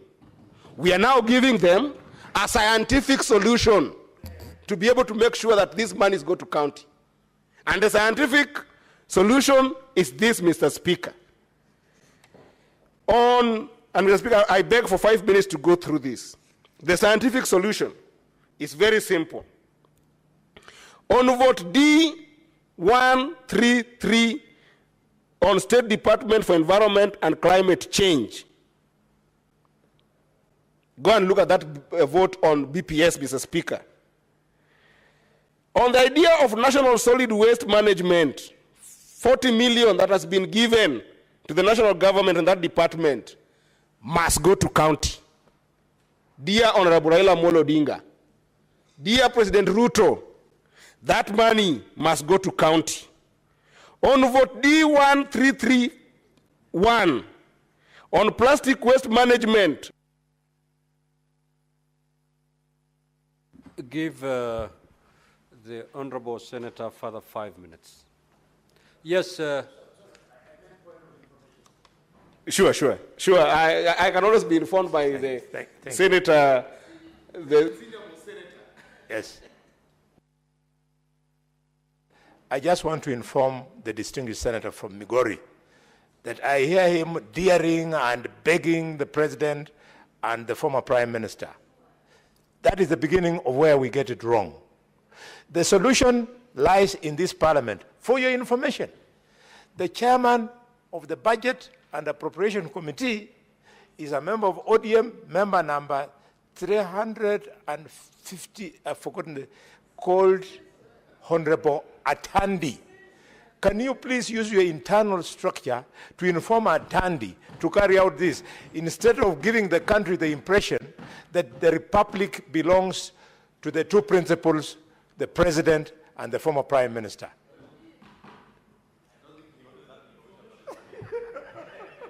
Mr. Speaker, that's a very valid information, but I think that the context is more important than information. The context here is this, and I know that the whip was not in the signing of the cooperation agreement, when the president and the former prime minister were signing the agreement. The context is this. They pronounced themselves to this matter, that it's possible to give counties 450 billion. And I'm saying that the National Assembly and the Senate might not have had a scientific way to get to 450 billion, because the committee already has recommended that we give counties 405 billion. Scientifically, this committee is never out of science. But I'm adding more science to the committee and telling the committee that if you look at the budget, the budget that has been proposed in the BPS, there is more money, Honorable Boni Alwale, there is more money that must be given to be added to the 405 billion to make it 465 billion. That's what I'm saying.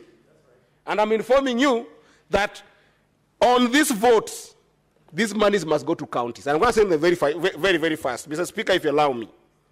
I've said that on vote D1331, 12 million that is put there to go on sound chemical and waste management in Kenya, take it back to counties. Enhancing community resilience and water security, that's a county function, 300 million, Mr. Speaker, must go to counties. On vote D1152, State Department for Energy, the money that has been put there of 1.4 billion for the last mile electricity connectivity under better must go to county. Mr. Speaker, on the same vote, critical rural access last mile connectivity, 200 million must go to county.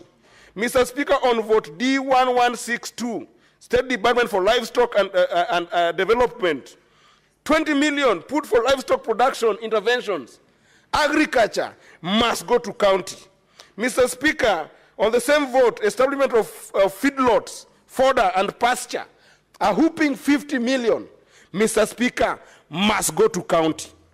Mr. Speaker, on vote D1104, State Department of Irrigation, Mr. Speaker, smallholder irrigation program, 7 billion must go to county, Mr. Speaker. On community-based irrigation projects, 1 billion must go to counties, Mr. Speaker.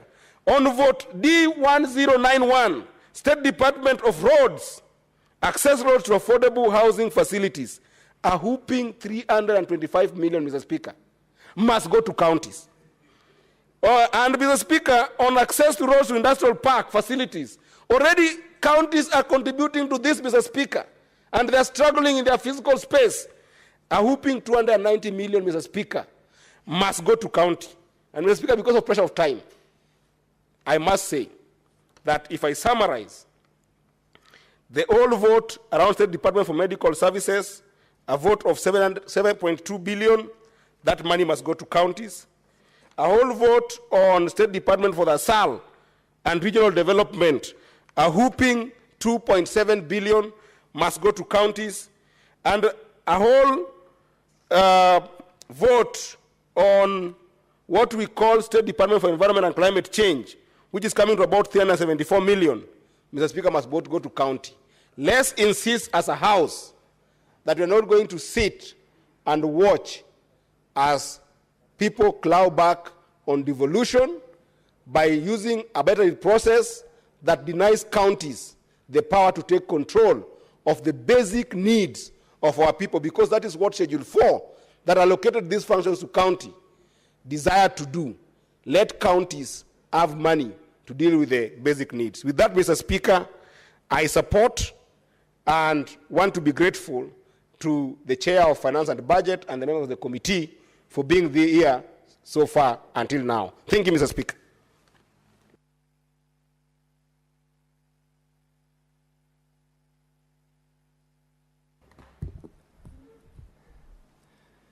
Senator Eddy, thank you for the contributions that you have made to that policy statement.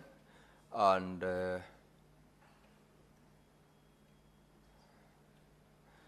I have requests from members who are not in the chamber. Senator Mwinyi Haji Mohamed Faki, he's not in the chamber. Senator Esi Okinyuri.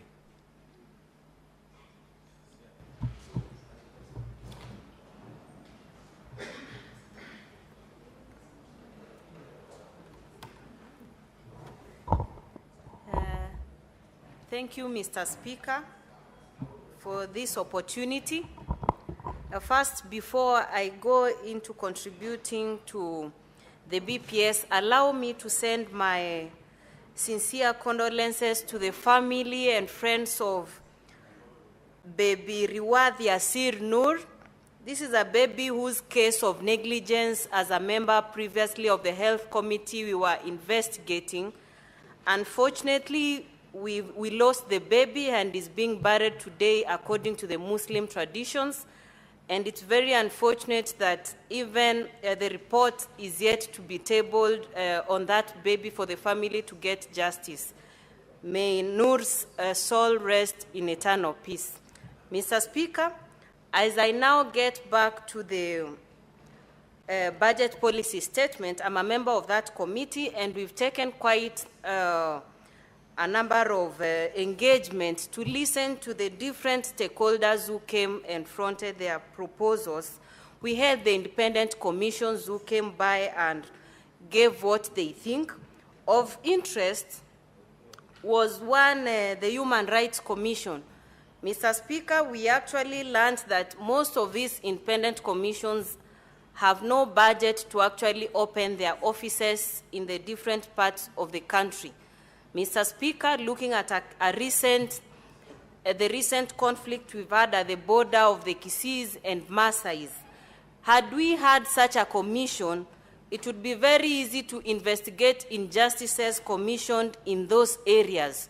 So, Mr. Speaker, because of lack of budget, this particular commission is not able to have an office in that region, and residents in that area end up suffering because they have to travel all the way either to Nairobi or the nearest offices.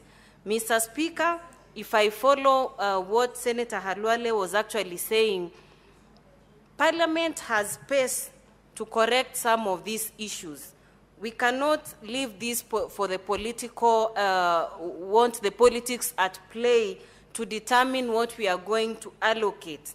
If we have the mandate to propose what budgetary allocations should go to what sectors, I think let's not leave that to appear that we are pleading with the two principles to actually give special consideration, as my colleague Senator Eddy was trying to put into context.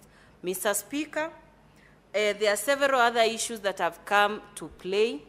Look at the health sector. Look at the roads. Look at so many other issues which have been actually highlighted. So when we have such critical matters, and I want to mention this particular issue that the Cabinet Secretary for Treasury failed to bring his views to this committee because he had already submitted the same in the National Assembly. Mr. Speaker, I think as a Senate, we are really missing the point. When the Constitution pronounces itself on what Parliament is both the National Assembly and the Senate. And we have a role to play because these are matters which are touching on counties.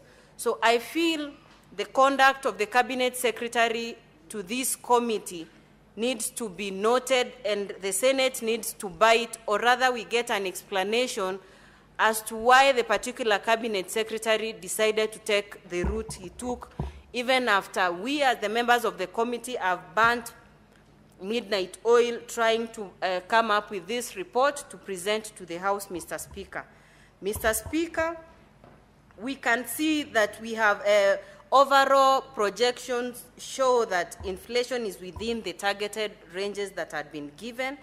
And this decline shows that then we need to add more resources, because initially we said inflation levels are very high, so we were cutting down on money that is going down to, for instance, counties.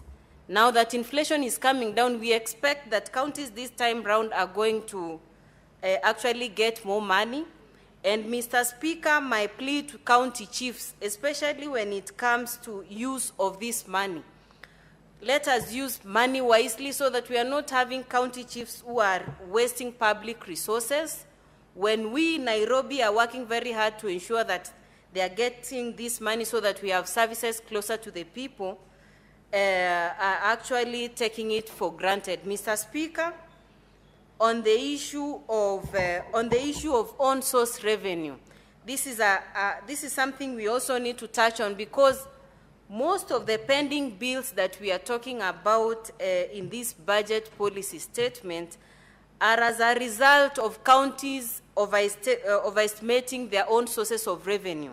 We want counties, in fact, I'm actually working behind the curtain to have a proposal that is going to force counties state what they are actually able to raise, basing it on the last own source of revenue that they were actually able to raise, so that we do not have counties projecting more than they are able to actualize, so that we're ending up with large amounts of pending bills. But I generally want to thank our chair for actually being with the members of the committee throughout this process, that we now have this report for the members to actually contribute. Unfortunately, in such an evening, we have very few members. And these are matters which are touching their counties. Citizens from the different counties are waiting to see what do we have to say concerning the ordinary people. So, Mr. Speaker, I want to appreciate... Senator Eddy, what is your point of order? Senator Essie, resume your seat. Mr. Speaker, this is a compassionate clause in the sense that, and I never want to interrupt the chair of trade because I could be in trouble. There's a bill of mine that's in trade, but that's on a lighter note. But Mr. Speaker, this is the thing. I think on a compassionate clause, after consultation with a few members here and there on WhatsApp, I've actually realized that the House is seemingly empty because our colleague, Senator Betty Montet, lost the husband, and apparently the service was actually today in the afternoon. And most of us, were there yesterday with her on the service yesterday night, but today is a major family service, and a number of colleagues, not a few, but a significant number of colleagues have gone to be with her. So I don't want to say that this is indicative of the House, but the reason why the House seems to be empty, I have just been reminded that it's because most of us have gone to be with our sister Betty. But that said, some of us are here also to be able to make sure that the House business is transacted, and we will give this bill the report, the justice that it requires. I just wanted to say that because she's concerned the way we are concerned. The Senator Essie is concerned the way we are concerned about the population in the House, but that's the reason. Thank you, Senator Eddy. I believe that answers the concern that was raised by the Honorable Senator Essie Okinyuri as to whereabouts of the members of this House. Senator Eddy. Thank you, Mr. Please Speaker, continue. and thank you, Senator Eddy, for being compassionate enough. We share the loss with our colleague, Senator Montet, and hopefully we'll be able to join the rest of our colleagues once we exit. Mr. Speaker, lastly, I want to look at some of what we as a committee were recommending, that I had actually mentioned this. In order to bring services closer to the people, some of these, and actually all of these constitutional commissions, need to have the independent officers decentralized to the other counties so that we don't have people traveling very long distances to get the services they require, so that we generally serve people, because that was the whole essence of devolution. So, Mr. Speaker, I do not want to go much into this. Let me leave my colleagues to contribute, and I want to support the report. Thank you. Senator Mariam Sheikh Omar.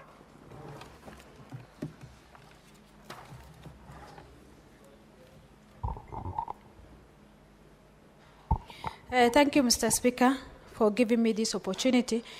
Mr. Speaker, I stand here to also support the report from Finance Committee, which I'm also the member there.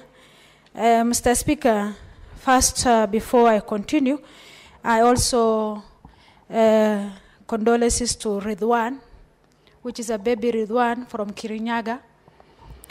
And may Lord put his soul in eternal peace. Mr. Speaker, first, the benefit of the budget.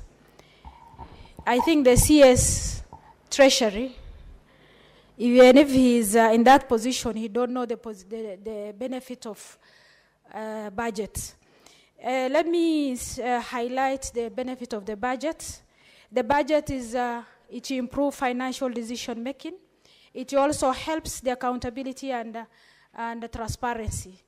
If at all the CS will know the benefits of the budget, that is accountability and the transparency, he will have come in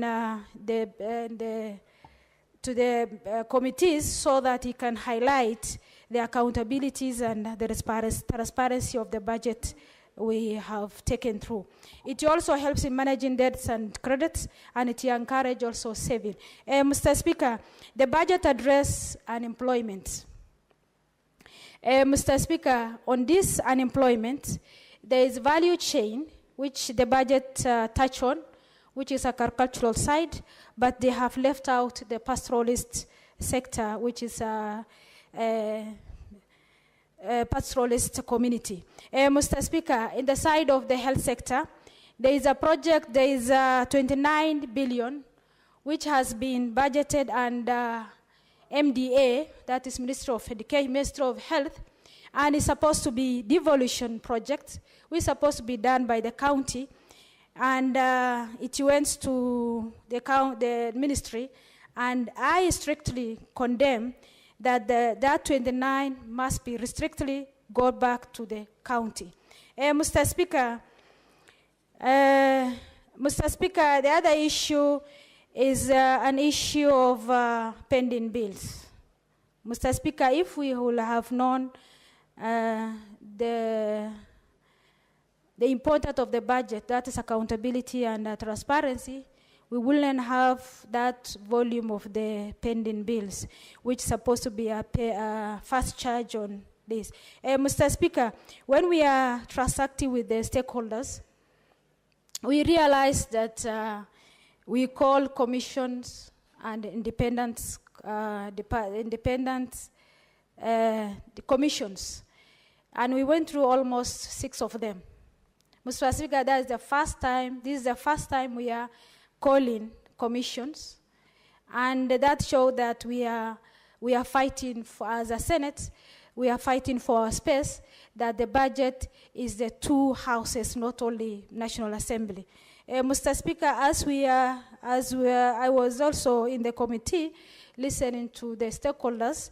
One of the impressions which came to my attention is the oversight department, that is control of budgets and Auditor General Office. Mr. Speaker, Auditor General Office, most of their work is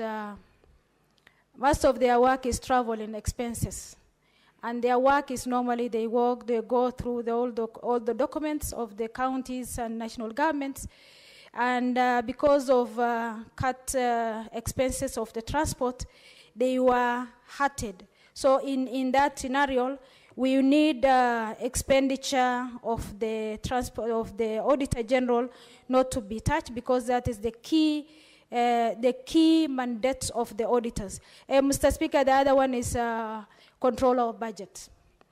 Mr. Speaker, there is an expenses, there is a budget they have put as 50 million for automations, which has not been funded. Mr. Speaker, as a committee, we requested that that office must be automated so that they link through the Ministry of Treasury to the CBK. That link need automations, and it is required that when it comes to exchequer transactions and approval, it will not take time. That is what the auditor concluded. Mr. Speaker, allocation of the recurrent expenditure, this is under PFM. Under 2025, the projection is 79.123. That's a projection for the budget for proposal. Mr. Speaker, the continuation in the increase in the debt service will also take a huge part of the budget, which will expected to utilize the devolution, utilize as development budget. Mr. Speaker, the debt owned by KPLC. Mr. Speaker, the debt owned by KPLC by the county government amounted to 4.3 billion as November 2024. Mr. Speaker, that is specifically with the Nairobi County. Mr. Speaker, that is what happened last week, what happened between the county government and between the county government and KPLC. Mr. Speaker, when I trace on this KPLC issue, Mr. Speaker, KPLC, they are mistreating counties because of monopolies. Mr. Speaker, we have to add raise value so that there is no monopoly on this KPLC, so that our people can get KPLC lights. The light is essential and is a fundamental right for each one of the citizens of Kenya. Mr. Speaker, with that all remarks, I support the report. Thank you. Thank you, Senator Mariam. Senator Matthew John Muhia.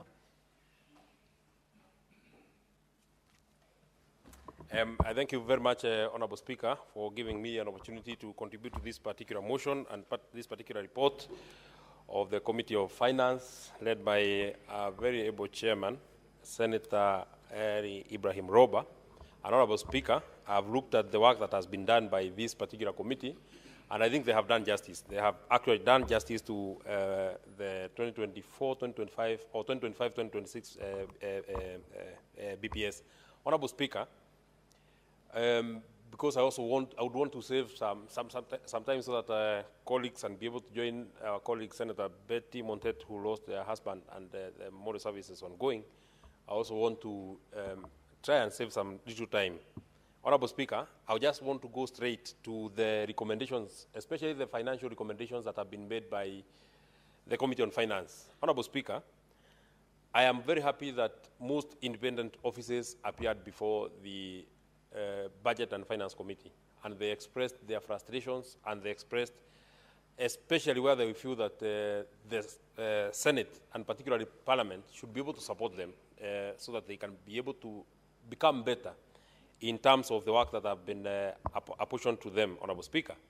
And let me, first of all, Honorable Speaker, start with the Office of the Auditor General. Honorable Speaker, in as much as we draw a mandate from Article 96 of the Constitution of Kenya, and we actually say that we are the body that has been tasked on matters oversight, Honorable Speaker, we largely, as a person who has sat in a watchdog committee, we largely depend on recommendations and the work that is done by the Auditor General, Honorable Speaker. If these offices are not well resourced, you know, I had some people threatening the Auditor General that if you continue unearthing the things that you are unearthing on SHARP, on many other projects of the government, we shall reduce your funding in Parliament. I think that is a very retrogressive statement, Honorable Speaker. It is crowing back into the gains that we've made in terms of our financial prudence, Honorable Speaker. This one being, Honorable Speaker, as Senator Eddy and myself or any other senator sits in any committee, we just take recommendations raw as they come from the Office of the Auditor General.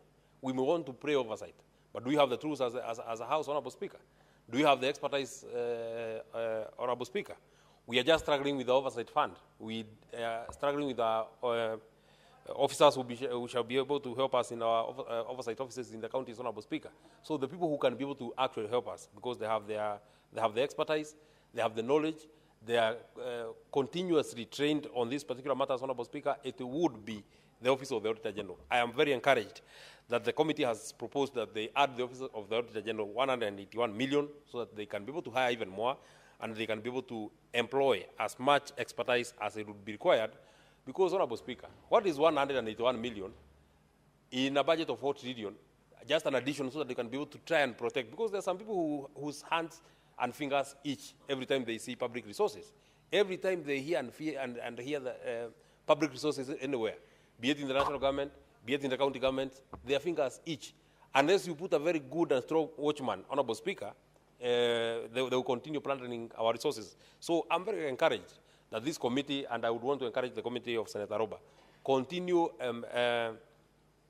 funding and continue listening to these independent offices, Honorable Speaker. They are our last line of defense, Honorable Speaker.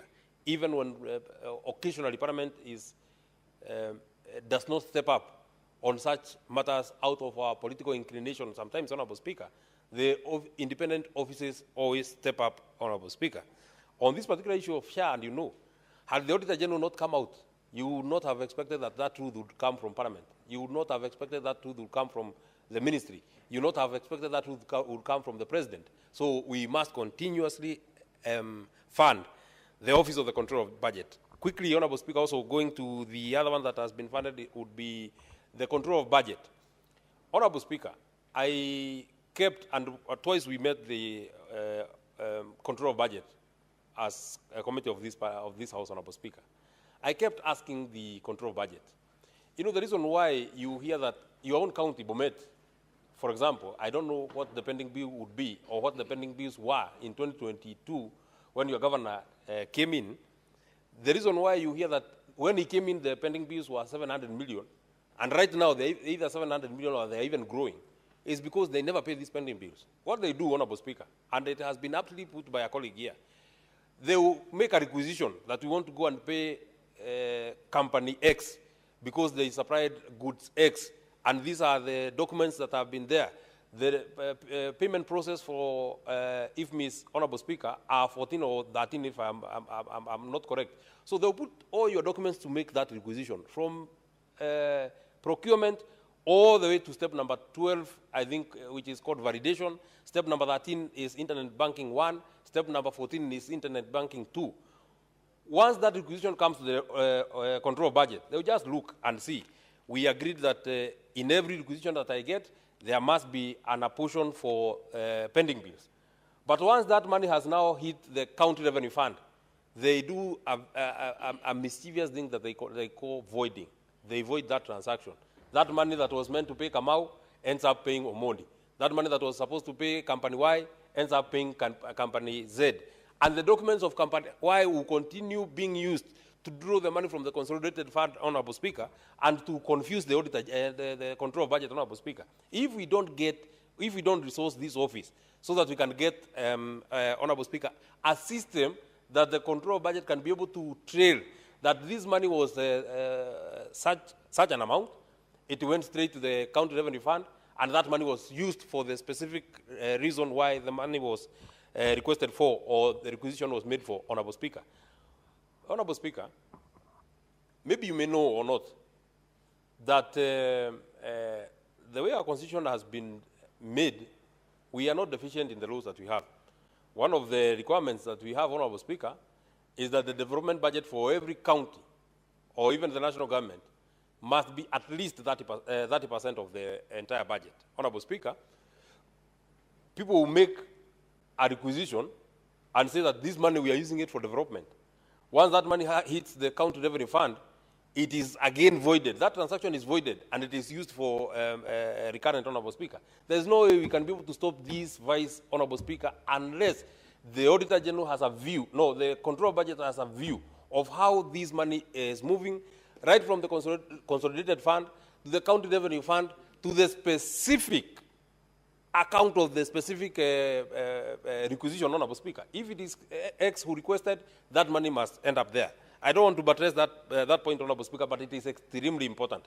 Honorable Speaker, I have seen that there is a proposal to add some money to the Commission on Revenue Allocation, and more specifically, I have seen that they want to try and develop a formula and a system, Honorable Speaker, that will help. Senator Medu, there is a point of order from Senator Ali Roba. Mr. Speaker, sir, I regret stopping my colleague from continuing, but he will have time to finish his discussions. I raise pursuant to Standing Order number 41 on quorum during proceedings of the Senate 1 and 2. It seems that we may not be having the right quorum to transact the business of the Senate, Mr. Speaker. Thank you. Clerk, confirm that we don't have quorum.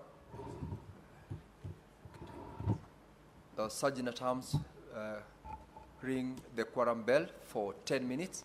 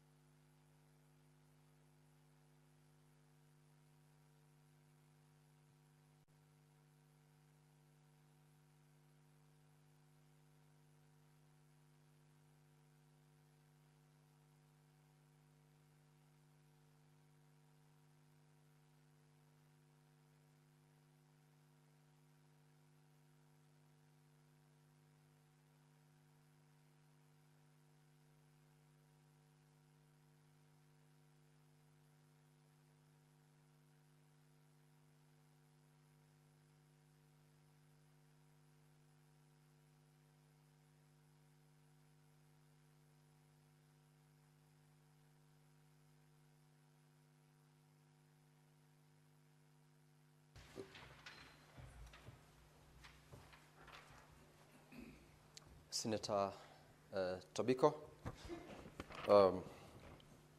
Honorable Senators, having failed to attain the quorum at the expiry of 10 minutes, the House stands adjourned pursuant to Standing Order 41-2A until Tuesday, 18th of March, 2025 at 2:30 p.m. When the House resumes, the Honorable Senator Medhu will have a balance of 10 minutes to contribute to the motion that was going on as at the time of this adjournment.